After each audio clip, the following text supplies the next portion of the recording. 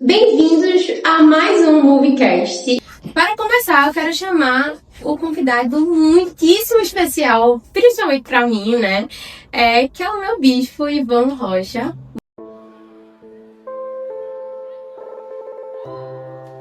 Muito obrigada, bispo. Ele que é bispo lá da Recon, advogado, casado com Paula, tem 4 filhos, né? Isso. Davi, Caio, Ivan e Mia. Mais importante você falou.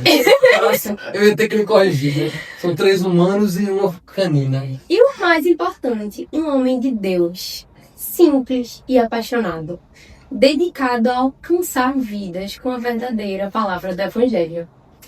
Amém, que coisa boa. Gostou? Fiquei feliz. É um privilégio estar aqui com vocês, aqui do Movecast, me preparando para o ID de mais tarde também. E vamos ter um papo bom. A gente está comemorando hoje os 2 anos do movimento ID. Um movimento que começou numa salinha de casa, como a gente já falou por aqui. O bispo já esteve com a gente algumas vezes e um prazer enorme estar comemorando os 2 anos aqui com você. E a gente está comemorando os 2 anos tendo a oportunidade de levar a palavra além do espaço físico. A gente está alcançando outras vidas através da internet. Então vamos começar. Agora uma pergunta um pouco polêmica. Já vai começar assim. Quem é o bispo Ivan Rocha fora do púlpito? O que é que lhe alegra, tirando Mia, passar um tempo com Mia? E o que faz o senhor se desligar do mundo? Desligar tudo e aproveitar, sabe? Porque eu imagino que ministério, advogado, pai, esposo, várias coisas. E como é que desliga? Porto de Galinha, praia. Porto de Galinha é melhor, mas pode ser qualquer praia. Praia, dominó, amigos e família, isso é o que me E leva. foi vice-campeão! Pois é, eu não fico me gabando não, porque eu devia ter sido campeão, mas a torcida contra é muito grande. O campeonato dominó que teve na igreja, eu fui vice-campeão. Mas já fui campeão várias vezes da Liga de Pujuca. Lá onde é Porto, eu não gosto de Eu jogar. acho que o Matheus precisa aprender um pouquinho isso, porque ele gosta de falar do futebol dele, do vôlei dele. Porque no dominó ultimamente é perde, né? Deixa a gente falar do futebol. A gente vai trazer ele, tô querendo trazer ele. E Aí vai dizer que ganha em mim, mas é conversa dele. é conversa, né? E quem é o bispo Ivan fora do púlpito? Eu não sei dizer. Eu sou a mesma pessoa. Aliás, essa é uma luta muito grande desde o começo do ministério, há muitos anos atrás, de não criar uma persona, de não ser uma pessoa no púlpito e outra pessoa fora do púlpito.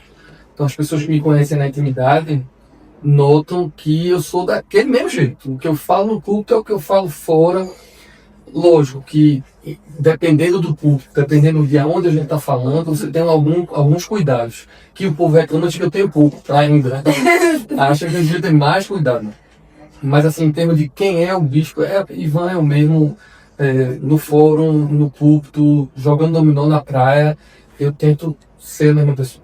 Eu já vi você no púlpito, fora do púlpito dentro da igreja, eu já vi em ambientes fora da igreja e eu vejo que realmente é a mesma pessoa.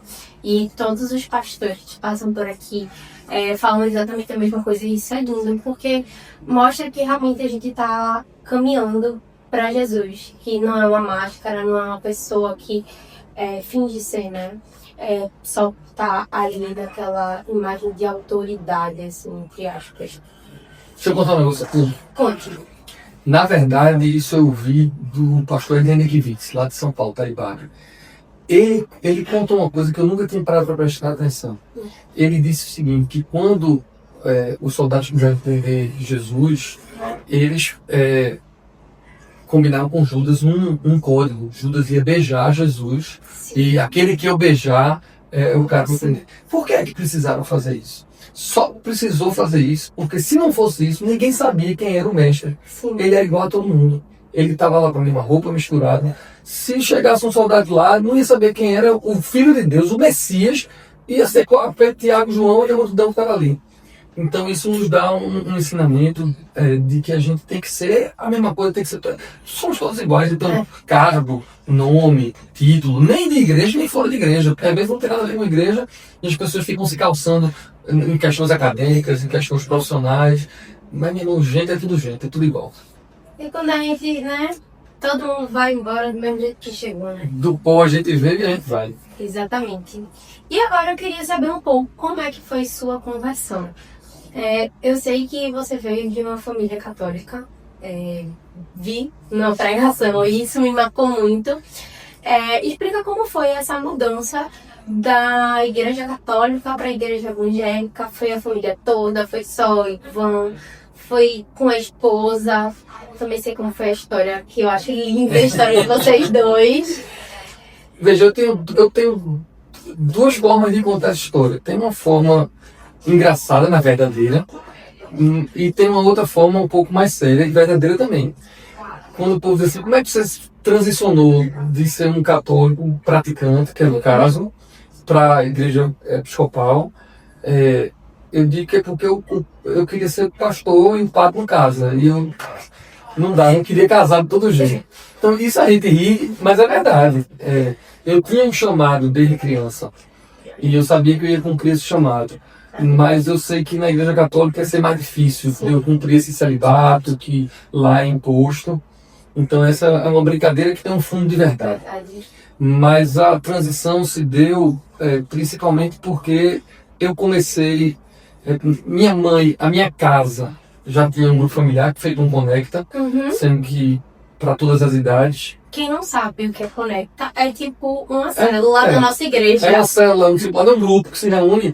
Então tinha um grupo que se reunia na minha casa. Minha mãe era líder de um grupo que se reunia na minha casa. Então eu, toda segunda-feira tinha muita gente lá em casa desse grupo. E tinha uma menina que eu paquerava que ia. Então eu, na verdade, fui porque eu fui paquerar com essa menina que era da igreja episcopal. Mas eu era um católico que levava muito a sério, então eu era um católico praticante. Então não teve muito... o processo não foi tão difícil como para você, que também teve um background católico e você tinha uma vivência cristã. Sim. Então as coisas não são tão diferentes.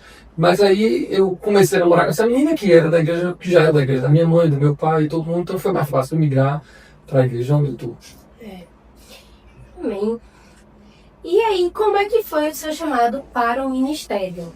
Em que momento o senhor entendeu que Deus estava conduzindo ao episcopado? Aí teve muitas fases. Não teve um dia, uma hora para isso. Eu me lembro criança de ter tido uma experiência com Deus muito profunda. Depois eu me lembro de adolescente na igreja católica, lá em Campina Grande, num retiro católico, de também ter tido uma experiência muito grande e ter sentido um chamado para a liderança cristã. Eu naquele momento não sabia nem se era para ser padre, para não ser, mas assim, muito novo, eu já assumi cargos de liderança na igreja católica, porque eu já senti um chamado para isso. Depois eu me lembro de querer ser padre. E depois eu me lembro de ter desistido de ser padre, porque o padre não podia casar, não podia namorar. Mas aí depois eu me lembro de quando eu já estava na nossa igreja, na liderança da juventude, de lá. E eu acho que a fase mais difícil foi aceitar virar pastor. Essa foi a fase mais difícil. Porque eu era um cristão comprometido, um pregador, mas leigo, sem querer ser pastor. Demorou muito tempo para eu querer ser pastor, por diversas questões que se eu fosse contar aqui ia ser um podcast de 2 horas. Essa foi a fase mais difícil, mas assim, de criança até eu ser ordenado pastor, foi um processo muito natural. E depois que eu virei pastor também, porque eu já estava lá na Catedral da Trindade, já era um pastor auxiliar de Dom Paulo. Quando ele me trouxe para Recon, eu já vim num cargo de deão, que era o que coordenava os outros pastores. E então eu sabia que o Dom Paulo já tinha me dito, eu já sabia que era natural que eu fosse sagrado bispo com o tempo. A única parte difícil dessas muitas fases foi eu virar pastor, que realmente eu não queria, demorou um pouquinho. Mas eu sempre soube do chamado. Assim, você falou que era líder da juventude na igreja católica? Era. Então, e aí eu quero fazer uma pergunta sobre isso. Eu sei que lá na nossa igreja, né, a gente também tem o pastor Igor, a gente tem Mateus, tem Lipe, a gente tem uma estrutura muito boa para jovens e adolescentes que isso é muito bacana, que consegue separar as fases das crianças, dos adolescentes e dos jovens. Mas qual é a diferença que o senhor vê hoje daquela época que você liderava jovens e como é hoje em dia liderar jovens? Porque por mais que o senhor não esteja tão com a gente, você sempre está com a gente. Então, qual é a diferença daquela época para essa geração que está vindo agora? Veja, eu não sou especialista nisso, o que você disse. Eu não tô, eu tô porque eu gosto de estar, porque eu me rejuvenesço estando com os jovens. Mas, na minha opinião, o que mais muda é que, na minha época de juventude, a gente tinha tempo. Mais tempo do que os jovens têm hoje. Então, a gente participava de todas as reuniões, a gente tinha mais tempo para a igreja, não tinha redes sociais, que em tese dá velocidade, mas não dá, todo mundo fica preso. Sim. Então a gente tinha tempo para jogar bola, a gente tinha tempo para estar mais junto. Eu acho que a gente era mais junto em termos de comunidade. Hoje em dia, os jovens dividem o tempo com família, faculdade, trabalho, muitas redes sociais. Então eles têm muita atividade superficial. Tem mais dificuldade de ser profundo, raiz. O meu Conec, que não chamava Conec, mas chamava discipulado na minha época, a gente passou mais de 3 anos juntos estudando um grupo específico de pessoas, sem entrar em ninguém, sem sair ninguém. Os compromissos eram mais firmes do que hoje. Hoje eu acho o turma mais... E qual conselho você daria para essa geração, para a gente realmente ser mais focado, assim, se eu posso dizer assim, ser mais... Não é comprometido, mas entender que existem essas atividades que são importantes também, gastar tempo de mesa com família, trabalho, tudo, mas também gastar mais tempo com o Senhor. Eu acho que o conselho que eu dou hoje para todo mundo, mas especialmente para os jovens, é você viver a vida real. Porque o mundo lhe convida a viver uma vida virtual. Então, uma vida de Instagram, uma vida de YouTube, uma vida que os outros vão ver e você enxerga muito a vida dos outros. Então, a gente vive todo mundo vive uma vida de faz de conta. Porque a gente posta as coisas boas, a gente posta todo mundo bonito e para. Eu convido você a viver uma vida real. Então, você ter relacionamentos reais. Amigo de rede social é bom, colega, você curte, compartilha, para. Mas amigos reais, gente que chora com você, gente que se alegra com você, gente que tem uma aliança com você. Isso vale para o seu namorado, noivo, marido, isso vale para os seus amigos, vale para a sua igreja, para o seu conecta, seu discipulado, sua célula, sei lá como é o nome da sua igreja, como é que vai. Mas assim, focar no que é real. Tem gente que tem medo de ser cancelado nas redes sociais.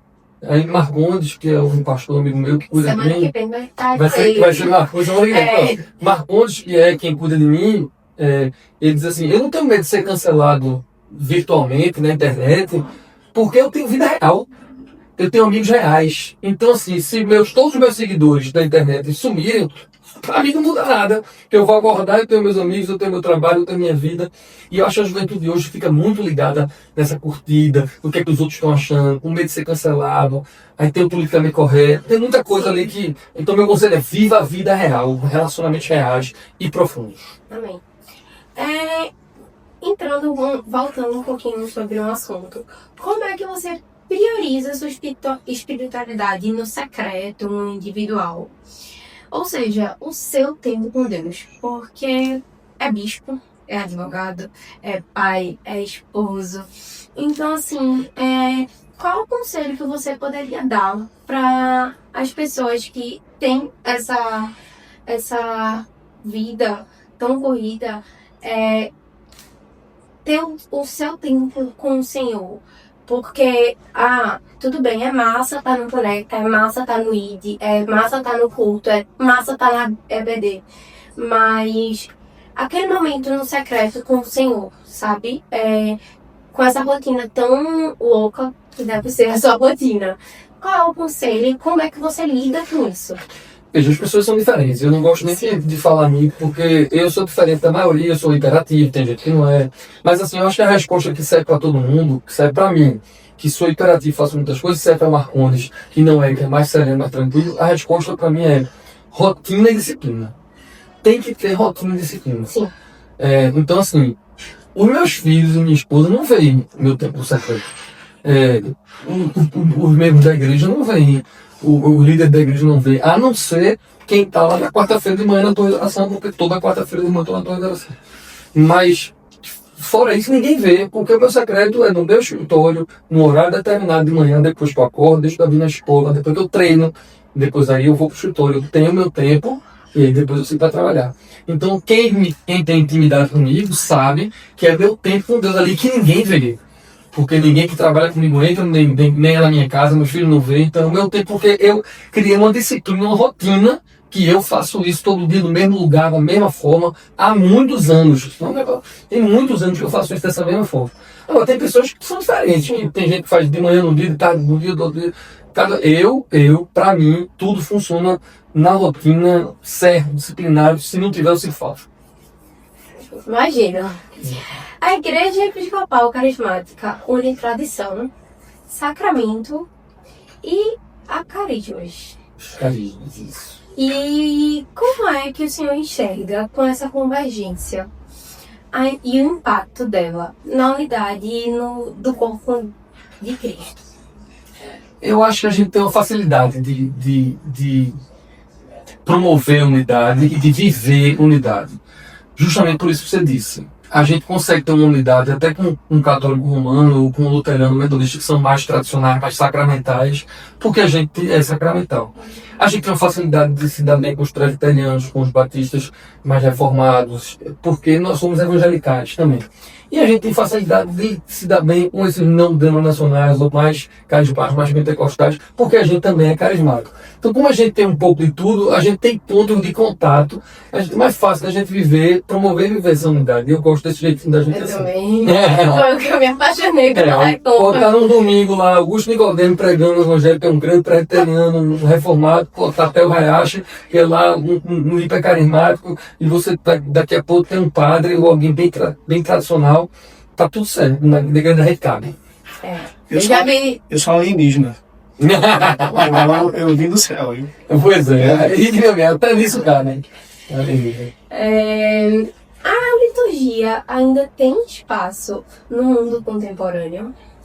Como torná-la compreensível e viva para essa nova geração? Essas são duas perguntas maravilhosas. Tem e cada vez tem mais, porque cada vez você vê mais pessoas, adultos e jovens, se apaixonando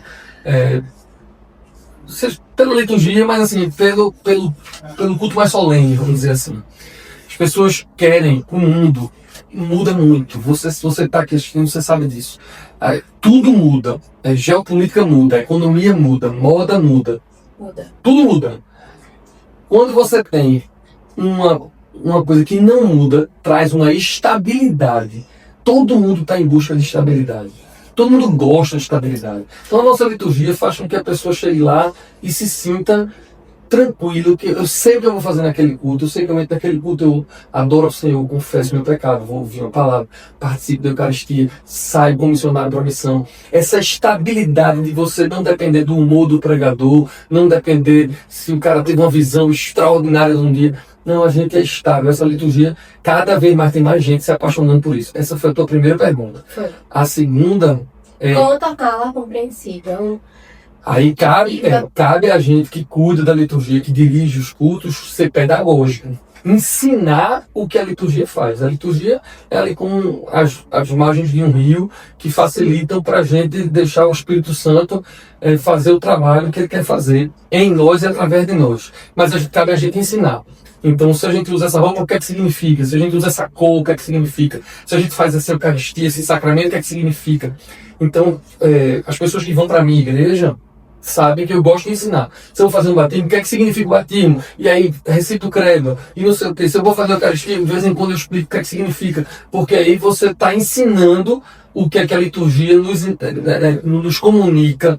E eu acho que isso está sendo revisitado e cada vez mais eu vejo gente querendo, gostando, valorizando isso.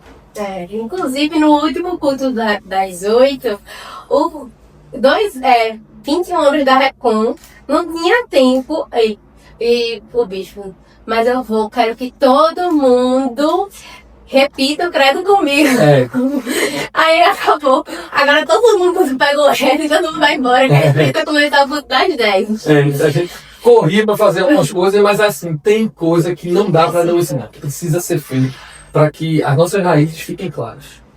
O senhor fala muito sobre o cuidado coletivo inspirado por Deus.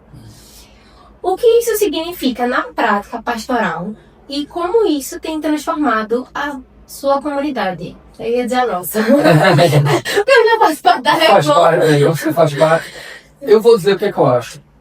Eu penso que a vida cristã, Deus permitindo, é longa. Eu quero que você viva muito tempo. E você vive na missão. Você está aqui servindo e serve em outro lugar lá na igreja, no ID, em tanto quanto você serve. Sendo que os dramas continuam. O fato de você ser cristã e o fato de você estar servindo não impede você de, eventualmente, estar desempregada, pegar uma doença, acabar no amor de Deus que ele não acabe. Mas assim, os dramas da vida continuam. Então, uma comunidade cristã, ela é também uma comunidade terapêutica. É um lugar onde você vai encontrar pessoas que choram com você no dia que você tiver uma notícia triste. E também no dia que você tiver uma notícia feliz, quando você noivar, ou quando você ganhar um grande emprego, for promovida, ou qualquer coisa, você vai ter outras pessoas lá que vão sorrir com você, vão celebrar com você. Então, esse cuidado coletivo, eu chamo de um lugar onde você vai ter relacionamentos reais e vai seguro e reais de pessoas que vão testemunhar a sua vida. Hoje, quem não tem isso sente muita falta. As pessoas que não têm comunidade ou que realmente não têm comunidade, elas, eu vou usar uma palavra que eu não queria usar, mas vou usar assim mesmo. As pessoas têm inveja de quem tem. As pessoas ficam dizendo assim, eu queria sentir o que aquela aluno sente, eu queria que no feriado eu tivesse gente para ir comigo pra praia, eu queria ter essa quantidade de gente que sai, e que se diverte, e que serve, e que adora, e que chora, no dia que tem que chorar, no dia que tem que ir pro hospital. Isso é muito lindo, essa comunhão, e isso é um cuidado coletivo, porque eu cuido de você, você cuida de mim. Tem hora que eu tô chorando com você, tem hora que você tá chorando comigo. Tem hora que eu preciso que você cuide do meu filho, da minha cachorra, e tem hora que você vai precisar de mim para eu aguar a sua planta. E nós somos um corpo. E aí cada membro do corpo vai se unindo, vai se cuidando. Eu sou apaixonado por isso. E isso acaba indo para os líderes da gente, né, que ficam mais próximos. Quando começou essa proposta do Movecast e essa convergência, eu falei, Matheus, Thaís, veja só, eu vou ter que ficar faltando um pouco, 2 meses o Conecta, mas não me expusem. Aí eles... Claro que não, que feliz, o que precisar, e não sei o que. E eles ficaram extremamente felizes por mim, assim, Thaís, não, ó, tem esse livro que eu gosto, e faz isso, e faz aquilo. E aí eu falei, Matheus, eu quero me aprofundar mais na palavra, ele faz isso, faz aquilo. Eu fiquei tipo, eu pensava que eu ia... E assim, é muito, muito bom isso. Eu lembro também, teve uma vez que eu passei por uma fase muito difícil, eu liguei pra minha discipuladora, que é Duda. Eu fiz, Duda, eu tô precisando... Ela veio aqui em casa, eu fiquei lá 2 horas chorando. Tem preço não. Aí depois, teve outro dia, eu tava muito feliz, liguei pra minha líder da mídia, Amy. Amiga, tô muito feliz, ela, vamos no shopping. Eu fiz. E é isso, e eu tenho pessoas assim... Pra tudo, e eu tenho o nosso Connect muito unido, e a gente tá no bom, no ruim, e é muito especial isso, e é uma coisa que eu nunca tinha visto em nenhuma outra igreja, eu já passei por algumas outras. Mas tem muitas igrejas que tem. Deixa eu te dizer um negócio, isso tu falou, me alegra tanto, eu fico tão feliz. Eu estou me preparando esse fim de semana, vai ter um evento de casais lá na igreja. Sim. Eu vou pregar lá nesse evento de casais e eu vou dizer aos casais, veja, falando de casais, gente que é casada, que tem dificuldade, todo mundo tem dificuldade no relacionamento de namoro, no de casamento. E uma das coisas que eu vou dizer é essa, eu vou dizer, ó, você quer curar seu casamento, quer permitir que o seu casamento tenha condição de ser melhorado muito, não se isola, venha para a comunidade, venha para esse cuidado mútuo. Porque quando um casal se isola, perde isso que você está dizendo. Porque isso que você está dizendo que vale para você, vale para o casal, vale para tudo. Então, os casais que têm alguém para chorar junto, para sorrir junto, para dar um pitaco, para dizer... Tem coisa que eu vou dizer para tu que teu namorado não vai dizer. E tem coisa que uma menina vai dizer para tu que nem eu, nem ele vai dizer. E quando é que isso acontece? Quando a gente tá junto. Quando a gente tem esse cuidado, quando a gente se edifica, se exorta, se cuida. Acho que o mais importante foi quando eu entendi que eu posso querer ser o mais semelhante a Cristo, mas eu ainda sou pecadora. Sim. Então, depois que eu entendi isso, eu consegui me abrir com as pessoas. E aí eu consegui realmente chegar na minha discipuladora e chorar na casa dela durante 2 horas. Porque não é fácil. Não é fácil. Você tá servindo o tempo todo, aí quando você desaba, você ir chorar. Não é fácil. Mas quando a gente entende que a gente realmente é pecador, mas a gente está buscando a semelhança de Cristo, a gente vai para alguém que vai nos abraçar, vai nos acolher, vai nos instruir a fazer o que tem que ser feito na hora. Então, a comunidade que tem ali, por mais que seja uma igreja enorme, ainda existem as pessoas que cuidam da gente. E eu acho que é a coisa mais importante que uma igreja pode fornecer. Eu acho também, concordo com você. A igreja pode ser grande o que for, se ela não promover esse tipo de comunidade, esse relacionamento mais profundo, ela é um encontro. Sim. 1000 pessoas, 10 cultos no domingo, pode ter, e é massa a adoração, é massa o louvor comunitário. Quem me conhece sabe que eu gosto muito. Mas não é a plenitude da comunidade. A plenitude da comunidade está nos encontros, nos relacionamentos profundos, nesse cuidado mútuo, que eu acho assim massa. Qual foi o momento mais marcante da sua caminhada com Deus até hoje? Aquele que mudou a sua forma de viver o ministério. Aí eu teria que pensar. O momento mais marcante. Mas, então, pode falar algum que veio na sua cabeça agora? São muitos, eu não sei não. Talvez o mais marcante é muito difícil, porque se eu falar, eu tenho certeza que quando terminar a gravação eu vou me arrepender, dizer, mas como é que dissesse aquilo, tendo vivido aquilo, outro. Eu sou formado de muitos momentos marcantes. E eu acho que isso é bacana. Na vida da gente, eu fico imaginando Davi, o rei Davi. Se você perguntar se é Davi é o seu entrevistado do podcast aqui, vem que moral. Você tá com o rei Davi. Se você perguntar a ele, será que ele vai dizer que foi Golias? Porque todo mundo conhece a história de Davi e matou Golias. Mas antes de Davi matar Golias, ele matou um leão. Antes de matar um leão, ele matou um urso. E depois ele teve Golias, depois ele teve um problema com Absalão, ele teve tantos momentos difíceis, mas também tantos momentos abençoados na presença de Deus, que é um conjunto. Então assim, eu tive muitas experiências com Deus, em muitos lugares e de muitas maneiras. E eu acho que eu sou a soma dessas muitas experiências com Deus. Eu fico até com ciúme de dizer uma só. Para depois. Fica mais difícil de eu defender alguma.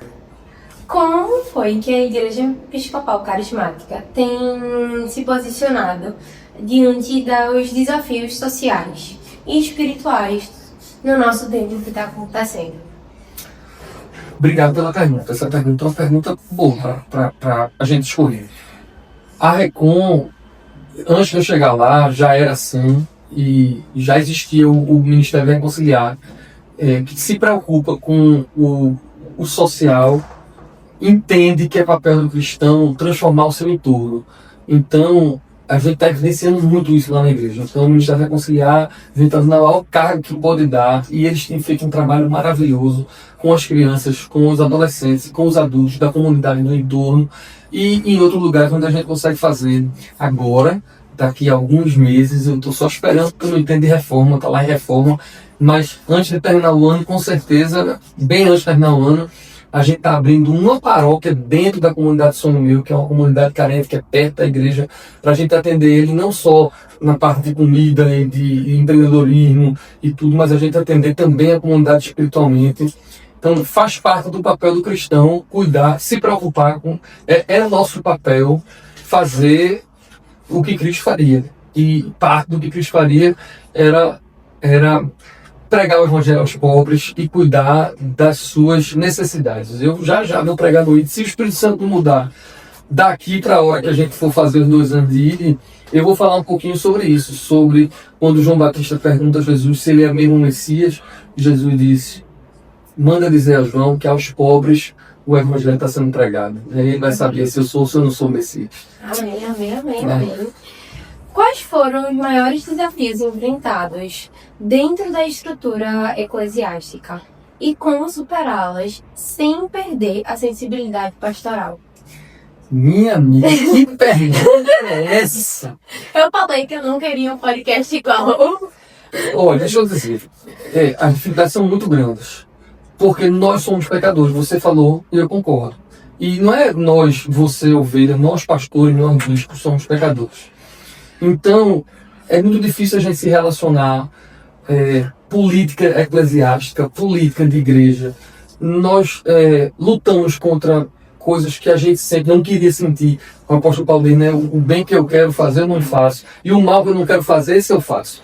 Então a gente luta contra a competição, de querer competir um pastor com outro pastor, um bispo com outro bispo. A gente luta contra isso, que são coisas naturais, mas pecaminosas. Sim.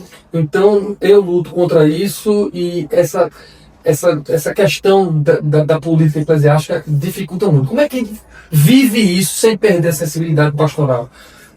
Eu tô aprendendo ainda, mas assim, o que hoje tá me ajudando muito é não perder o cheiro da ovelha. Não dá para um pastor, um líder, pode ser um líder do movimento, de um ministério, da juventude, da igreja, não dá para ficar encastelado num gabinete tomando decisões. Então a gente tem que estar no meio do povo, a gente tem que estar no meio de quem chora e no meio de quem celebra. Então eu faço muita questão de chorar com alguém, de celebrar com alguém, mesmo às vezes muito cansado, sem tempo em tese, mas eu não posso perder esse cheiro da ovelha, porque o cheiro da ovelha é o que mantém a sensibilidade. Senão a gente vai ficar burocrata, a gente vai ficar pensando em política eclesiástica, pensando em recurso financeiro para fazer as coisas avançar. E a gente não foi chamado para isso, né? A gente não foi chamado para administrar a igreja, por maior que seja o orçamento. A gente foi chamado para estar junto, chorar, sorrir, pregar. Então é fazer de tudo para não ficar inacessível, para ficar o tempo todo junto. O senhor acredita que ainda veremos um grande avivamento aqui em Recife? Qual o papel da unidade entre as igrejas nesse processo? Eu tenho duas respostas. Creio que ainda vou ver um avivamento aqui em Recife. Vou falar sobre ele já. Mas eu quero dar a segunda resposta, que é eu creio que nós estamos vivendo um avivamento. Amém. Em pouco tempo, pelo menos eu falo pelas igrejas que eu conheço. Se você for na Somos a Ponte, do meu amigo Guilherme, do Digo e de outros pastores. Estava aqui semana passada, Digo. Exatamente, estava aqui semana passada. Se você for lá, o que a ponte cresce é um absurdo. Deus tem colocado a mão em cima deles, eles estão acabando de abrir uma outra igreja lá na Zona Norte. E isso é coisa de Deus, não é coisa... Por mais que eles sejam bons e são muito bons, é Deus que está fazendo isso. Se você for na Rio, do pastor Thomas, também cresce. Se não me engano, está abrir agora em Maceió. Thomas está aqui com várias igrejas, duas, uma aqui, uma em Aldeia, uma em Olinda. Deus está fazendo esse negócio na Igreja Rio. Deus está fazendo isso em várias igrejas que a gente conhece. A nossa igreja, em menos de um ano, a gente abriu outros 2 cultos que já estão cheios. O que é isso se não é um avivamento? Não é só a quantidade de pessoas, é a quantidade de pessoas em grupos pequenos, pessoas sendo pastoreadas, pessoas sendo cuidadas. Na nossa igreja e em outras igrejas. Então eu creio que a gente está vivendo um avivamento. Agora, eu creio que a gente pode viver ainda mais um avivamento de poder, de cura, de transformações sociais ainda mais impactantes. Então eu estou feliz de achar que estou vivendo um avivamento. Mas eu ainda estou esperançoso de que ele ainda não está no ápice. Eu acho que a gente ainda vai ver mais coisas. Amém. Para quem está ferido pela igreja ou distante da fé, qual seria sua mensagem final de encorajamento? Para quem está ferido pela igreja, eu quero, em nome da igreja, pedir perdão. Porque eu sou um representante da igreja. Mesmo que você não tenha sido ferido pela Catedral da Reconciliação, pela Igreja Episcopal, eu quero lhe pedir perdão.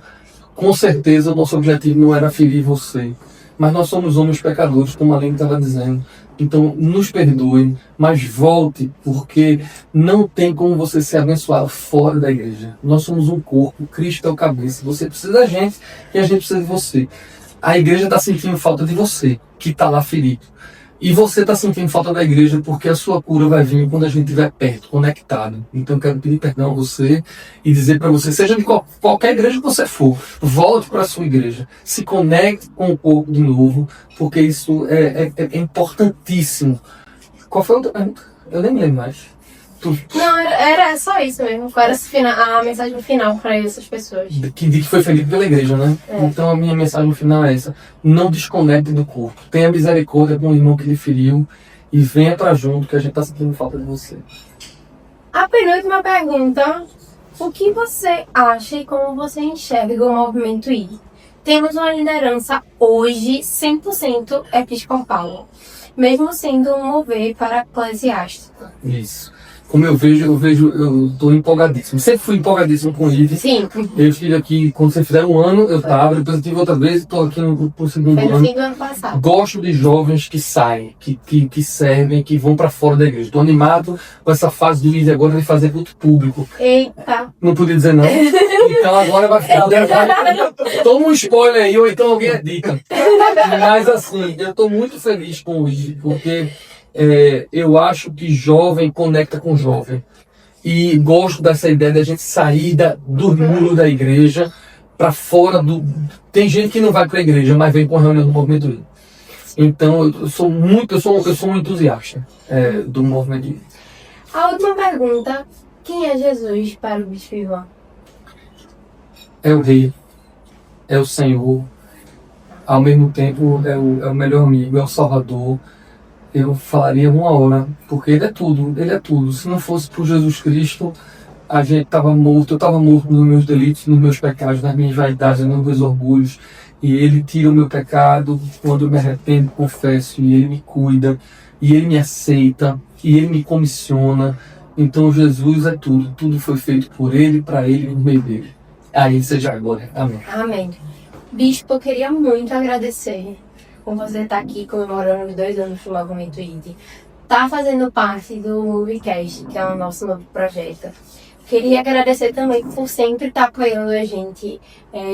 Acho que em todos os episódios a gente lhe agradece. Se você assistir, a gente sempre fala do nosso Bispo Ivan, porque é quem a liderança, né, recorre sempre para pedir conselhos e você sempre muito solícito com o Movimento ID. Então eu agradeço demais em nome do Movimento ID.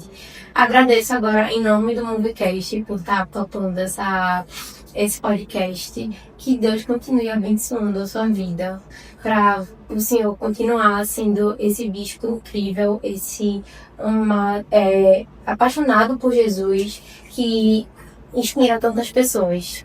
Amém. O privilégio é meu. Deixa eu dizer uma coisa, que é uma palavra profética que veio sobre a minha vida. Antes de eu ser bispo, antes de eu vir para a Recon, alguém de fora que estava orando por mim disse que uma grande parte do meu ministério seria ser um acelerador de ministérios. Então, assim como outros, o IVE, quando chegou para mim, eu vi o projeto, conheci Caio, conheci Vasco, as meninas e tudo. Eu acho que o meu papel é de acelerar, de abrir portas para que vocês cresçam. Assim, eu acho que você tem dado para ser minha filha. Então eu estou olhando para você aqui no Moviecast e ao mesmo tempo orando, Deus abre as portas para que ela cresça e vai, o Senhor a use poderosamente o que eu puder fazer pelo Movimento ID e por qualquer outra pessoa que eu sei que o Espírito Santo está nela. Eu acho que Deus me colocou numa condição de poder fazer isso, apoiar, abrir portas, acalmar, tranquilizar, dar uma visão para que o reino continue avançando. E foi massa estar aqui com tu. Obrigada, meu bispo. E aqui encerramos mais um Moviecast com o Bispo Ivan Rocha, a comemoração de 2 anos do Movimento ID. Muito obrigado por ter assistido até o final. Então fiquem ligados em nossas redes sociais, @o Movimento ID, com 2 L's no finais. Compartilha e curte essa mensagem que vem diretamente de Deus. Bispo, eu tô apaixonado por uma garota lá da sua igreja. O que é que eu faço? Ligue pra ela, vai em cima dela antes que eu chegue.